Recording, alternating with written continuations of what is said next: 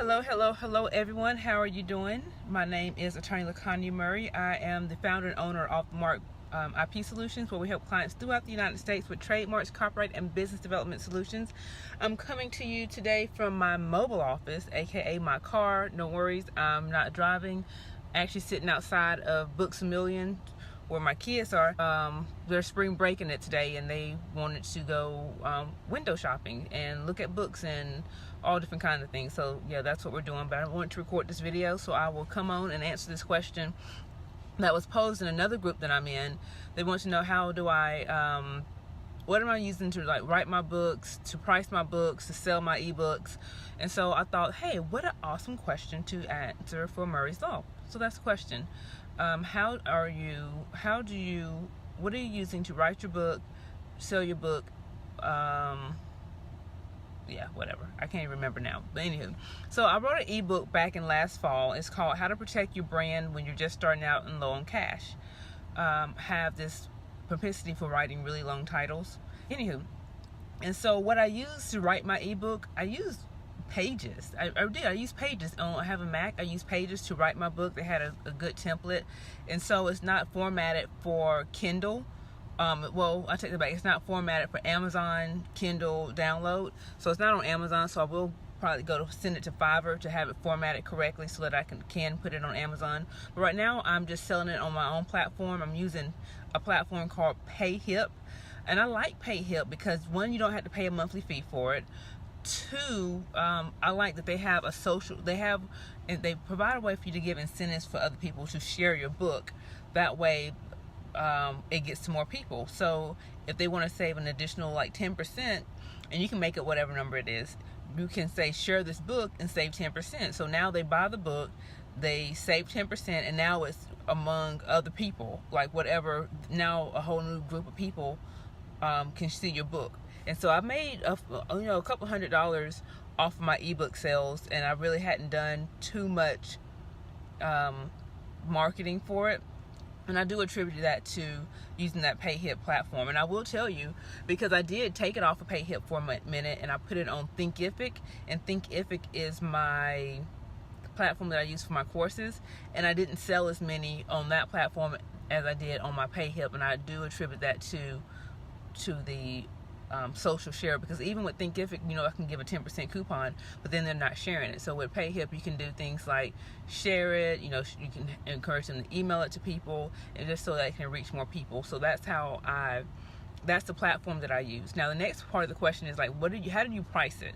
So for me, initially when I was pricing my ebook, I priced it I was thinking about $19. So I was like, okay, they're getting a lot of value and information out of it. People are concerned about how many pages the book is and things of that nature. If you can solve a problem in 10 pages, you don't have to make it 50 pages. That's my opinion. Because and for people like me, I want to just get straight to the point. I don't need all the extra fluff. If I'm trying to figure out how to put a chair together, and you can write a book in 5 pages to show me how to put a chair together, please do that. Please do that. And that doesn't take away from the value for me, right? So one of the things, that was thing number one. I was thinking about the value that I'm giving, and then I had to think about what's the purpose of me writing this ebook. Is this something that I'm using to try to get rich off of, try to make a lot of money off of? And for me, the answer is no. I do want to use it as an additional source of revenue, but the main purpose of me writing that book is for me to have a low price entry point for people to know who I am, so I can get them into other things that I'm doing, and I can do that at a lower price. So for me, my ebook now is $9.99, even though that information, if you were to call me for that information, it would cost you easily $200, easily, because my 30-minute consultation is $200, and the information in that ebook is essentially what I will go through and break down in a 30-minute consultation. So even though it's a value of $200, for me it's I sell it for $9.99 because I want more people to buy the book. For me, it's more of low price, more people buy the book, more people know who I am and trust me as a subject matter expert. They said, well, does it matter what genre your book is in? To me, it doesn't.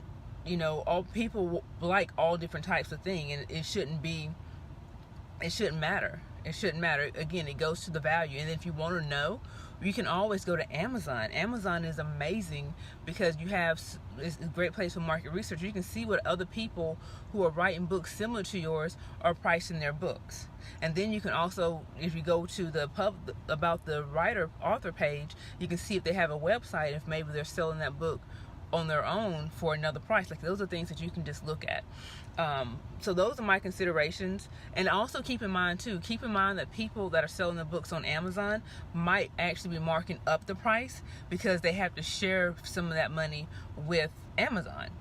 So if you're just selling it through a platform like PayHip, you don't have to do that because all that money is coming to you. You're not sharing it. So I have books on Amazon as well, and my books on Amazon, let me think.